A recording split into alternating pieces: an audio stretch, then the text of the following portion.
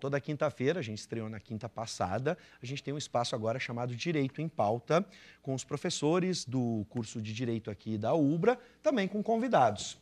O tema de hoje é o seguinte: o juiz de Santa Maria, Ulisses Losada, determinou que os 4 réus no caso do incêndio na Boate Kiss devem ir a júri popular.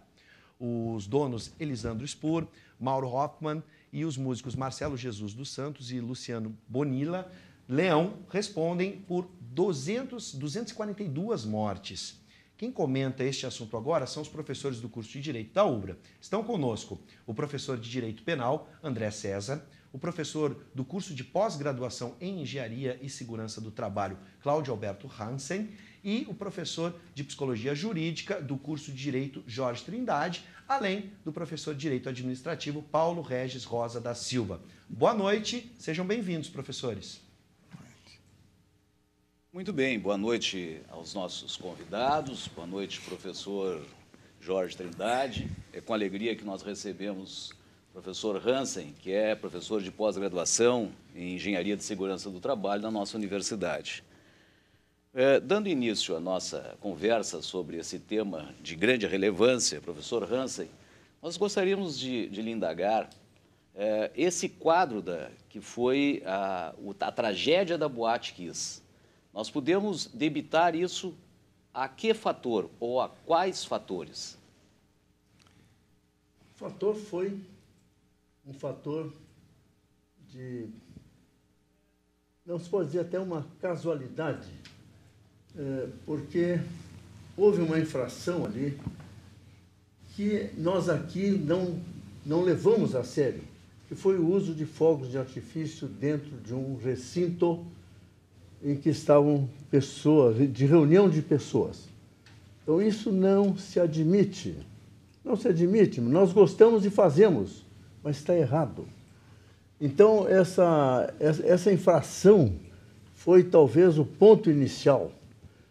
Além disso, há outras coisas que fazem parte da nossa falta de cultura.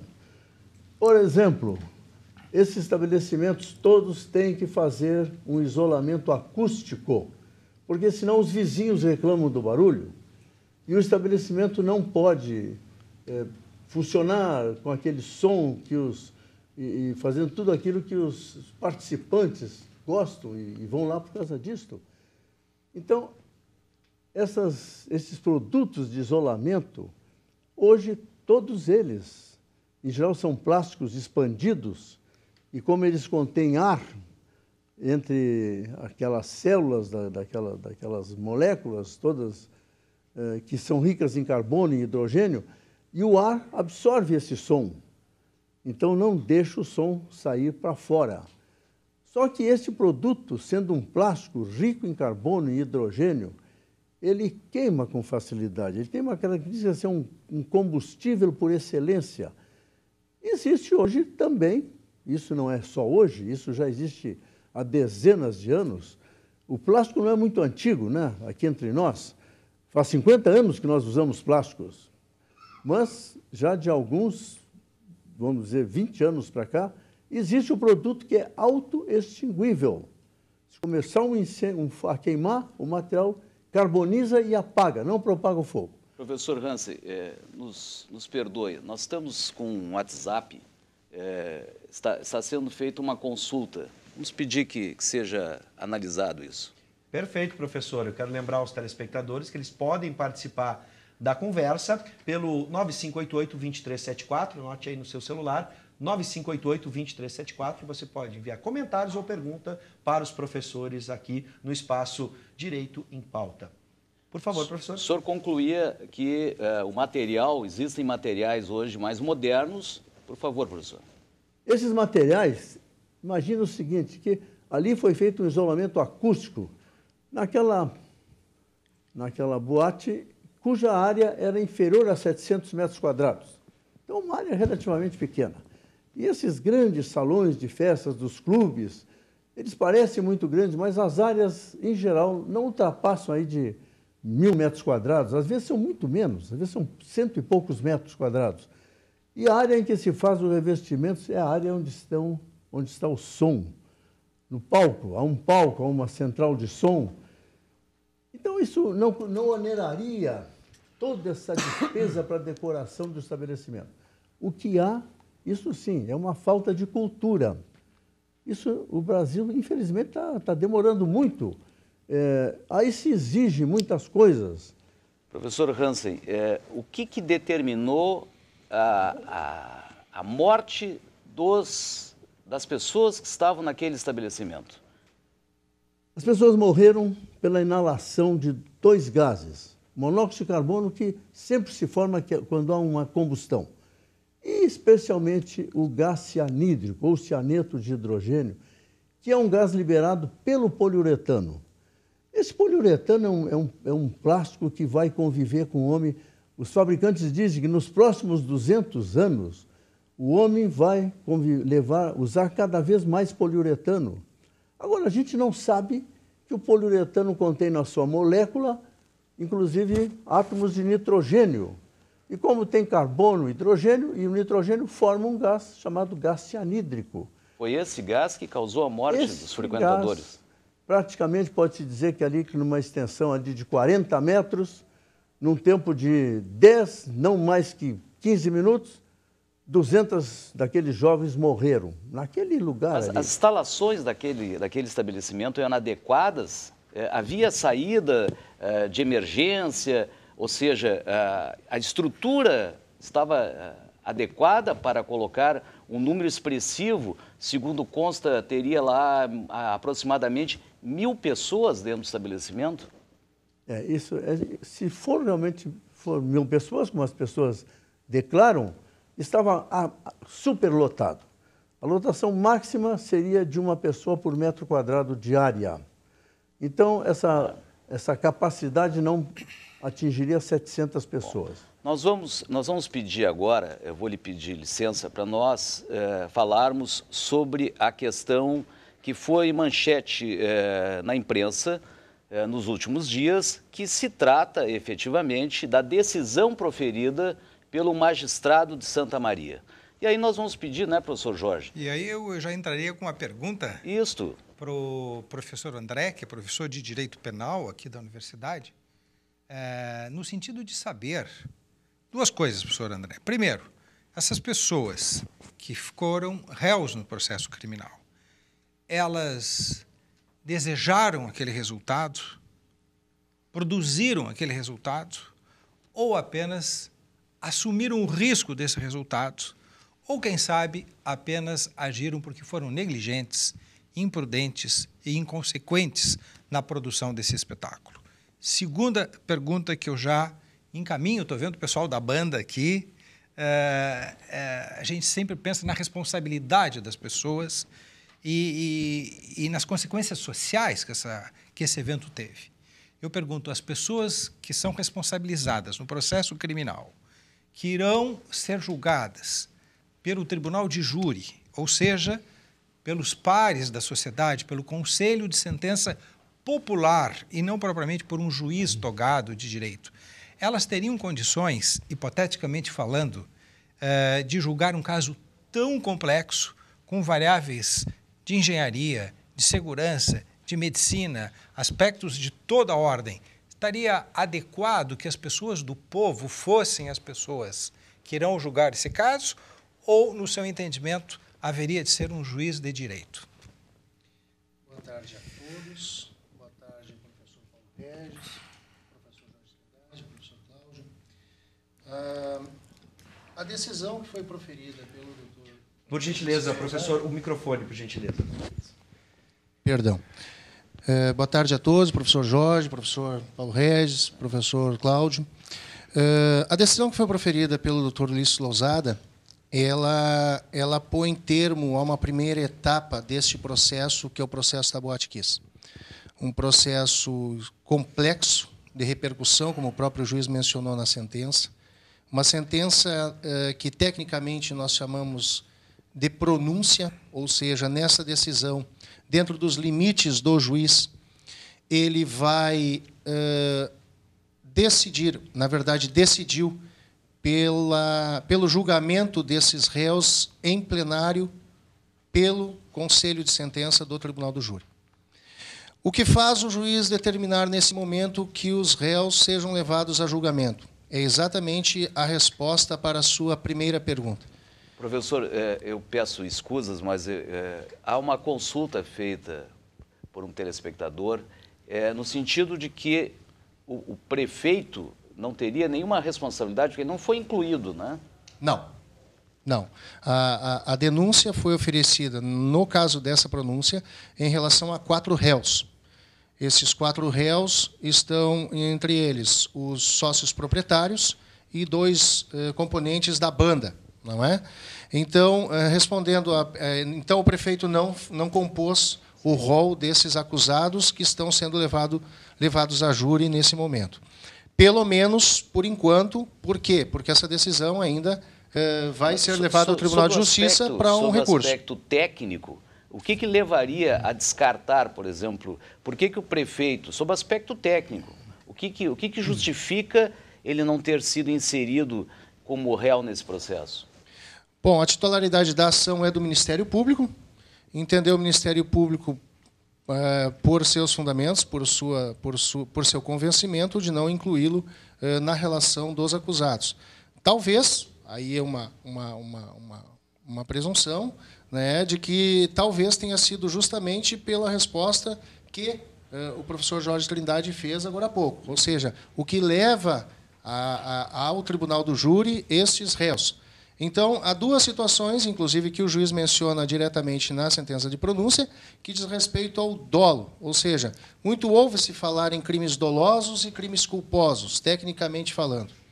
Crimes dolosos seriam aqueles em que o agente, em que o autor do crime, não somente o homicídio consumado ou tentado, mas os crimes que se caracterizam por essa condição do que nós chamamos de elemento subjetivo, ou seja, a vontade do agente em produzir um resultado, né, pretender, desde o momento em que ele age premeditado no caminho do crime, chegar a um determinado resultado que é ilícito, ou então assumir o risco de produzir esse resultado.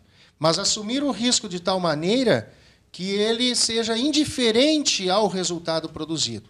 Por quê? Porque, tecnicamente falando, significa dizer que há uma diferença para o crime culposo, como o professor Jorge mencionou, em que o indivíduo age por negligência, por imprudência, por imperícia. Então, na verdade, aqui nós temos os réus pronunciados pelo juiz da primeira vara criminal de Santa Maria para serem levados a julgamento pelo Tribunal do Júri, então, exatamente por essa condição. A gente poderia dizer assim, eles não queriam o resultado. Perfeito. Não pretendiam esse resultado. Perfeito. Mas assumiram esse resultado. Quer dizer, enche a boate, não importa quantas pessoas tem, não importa a segurança, não vai acontecer. Mas se acontecer, tanto faz. O magistrado menciona até a palavra ganância. Ganância, exatamente. São tópicos utilizados na decisão, porque o juiz ele tem que fundamentar, ele tem que motivar, né, ele tem que dizer o porquê que ele entende que esses réus devam ser levados a julgamento pelo plenário do júri, até porque ele também teria a opção, nesse momento, de decidir pela absolvição sumária, por uma desclassificação ou por qualquer outro encaminhamento dentro dessas possibilidades que ele tem, possibilidades legais, mas ele menciona, ele faz referência a determinadas circunstâncias, dentre elas a superlotação, como conversou o professor aqui, como falou a respeito, né, do tamanho, dos limites do que a casa permitiria, trabalhando em função da prova produzida e do que a prova indicou. Não é uma prova que, nesse momento, permite ao juiz tomar uma decisão terminante, ou seja, que ele condene desde logo, que indique que ele esteja optando por uma condenação, até para não influenciar um julgamento futuro que vai haver em plenário. Ele menciona a questão dos equipamentos de segurança, ele menciona a questão da estrutura da casa, ele menciona a questão de ser mais barato o material utilizado e que seria, segundo a prova produzida, seria adequado para um uso externo e não interno, como o professor acabou de mencionar aqui. Então, todos esses elementos indicaram para o juiz, nesse momento, não haver certeza para descartar que essa vontade assumida de um risco, assumida no sentido de um risco que poderia produzir um resultado ilícito, que foi a morte e foi a situação das pessoas que sobreviveram, enquadrando isso como tentativa de homicídio e determinando dessa forma que eles sejam levados Pois ao então, tribunal o do juiz júri. entendeu que eles assumiram esse risco. Assumiram o risco. Eles não pretenderam matar as pessoas, Perfeito. mas por toda a circunstância que se apresentou, por toda a prova que foi produzida, eles foram indiferentes ao resultado que isso poderia ocasionar. No caso, como menciona o juiz, seja uma morte, tenham sido 242 mortes, a circunstância para eles e a conduta, tanto dos proprietários, dos sócios proprietários, quanto de 2 integrantes da banda, teriam sido aptas a produzir o resultado E o senhor que se acha que os alcançou. jurados, as pessoas do povo, que irão compor o conselho de sentença, pessoas da comunidade, pessoas de Santa Maria, das mais diferentes profissões, áreas, ali da onde aconteceu esse sinistro tão lamentável, essas pessoas terão capacidade de compreender essa complexidade toda? O processo hoje conta, pelo movimento que eu olhei hoje, ele conta com mais de 14 mil páginas hoje, mais de 67 volumes, mais de 60 volumes. A matéria é complexa, o professor Cláudio está convidado aqui justamente para falar desses aspectos que são extremamente técnicos, né? Inclusive fogem da nossa realidade, fogem da nossa do nosso nossa própria dia-a-dia, rotina, né? Da nossa rotina, exatamente, e do nosso conhecimento. Por mais que se trate de um processo que aqui nós temos de forma contundente, que tenha sido desencadeado o ilícito, o crime, o óbito dessas pessoas por conta de algo absolutamente técnico, o processo fica à disposição do juízo e, em havendo a confirmação de que eles sejam levados a julgamento, o juiz inicia, ou seja, nós dizemos nesse caso que o juiz preside a sessão de julgamento, porque ele conduz, não é ele quem vai dizer se estarão absolvidos ou condenados, é o conselho de sentença, mas os jurados que serão quesitados a respeito do processo para então haver uma decisão, um juízo absolutório ou condenatório, e a partir de então é que o juiz vai proferir a sentença. O jurado ele é questionado a respeito de estar apto, de estar em condições de julgar, ou seja, pela complexidade que nós temos do processo, é, com certeza, um processo cuja sessão de julgamento terá uma longa duração, cansativa, com certeza. Muito bem. Agora, a questão dos jurados serem do local, aí é uma questão técnica. Claro. Se o juiz mantiver e o tribunal mantiver na cidade, será lá o julgamento. Nós gostaríamos de ouvir ainda, eu peço licença ao professor André, ao professor Hansen, professor Cláudio Hansen. Professor, esse estabelecimento estava, conforme consta, com a licença vencida, ou seja, ele não tinha a licença apta para estar funcionando. O que o senhor poderia esclarecer sobre esse aspecto? Esse aspecto do alvará de bombeiros vencido, isso é um problema grave que hoje está ocorrendo. Por quê, professor? Porque a lei, chamada Lei Kisa, a Lei 14.376, de 26 de dezembro de 2013, continha ali um item dizendo que a lei entra em vigor no dia da sua publicação e atribuiu ao Corpo de Bombeiros do Rio Grande do Sul a análise e a inspeção dos estabelecimentos. Só que o Corpo de Bombeiros não tem nem pessoal suficiente, nem instalações, nem organização suficiente para fazer isso no volume que está sendo solicitado hoje. Então, na cidade, na capital, em Porto Alegre, hoje, uma análise de um projeto no Corpo de Bombeiros leva 13 meses. 13 meses? 13 meses para ser liberado. Em Porto Alegre? Em Porto Alegre. Sim. Uma inspeção leva de 3 a 6 meses. Ou seja, está tudo pronto, o bombeiro tem que inspecionar para saber se pode funcionar, se está adequado para dar segurança para as pessoas. Isso leva 3 a 6 meses. Agora, o mais sério, assim, eu leciono aqui no curso da UBRA, na Engenharia de Segurança do Trabalho, existe uma disciplina de proteção contra incêndios e explosões. Uma disciplina de 60 horas aula em que se discute esses conceitos todos. Pois bem, 242 pessoas morreram pela inalação de fumaça, especialmente gás cianídrico, monóxido de carbono. Hoje se exige uma porção de medidas de proteção, sistemas fixos, hidrantes, até sprinklers.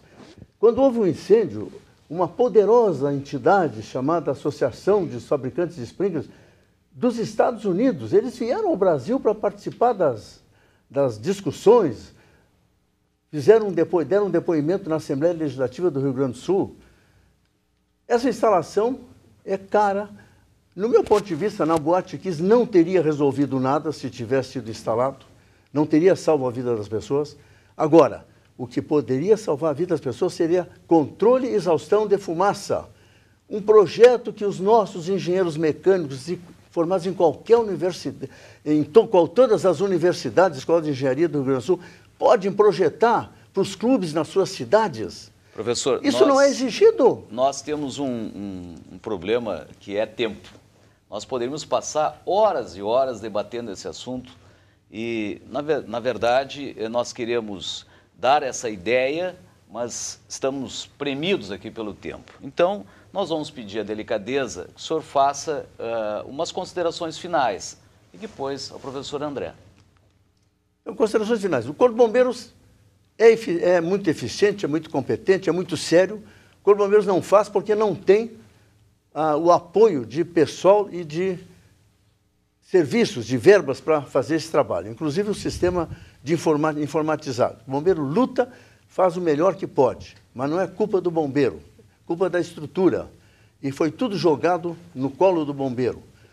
Em segundo lugar, controle de fumaça. Deveria-se haver uma modificação de prazos para que isso fosse exigido prioritariamente.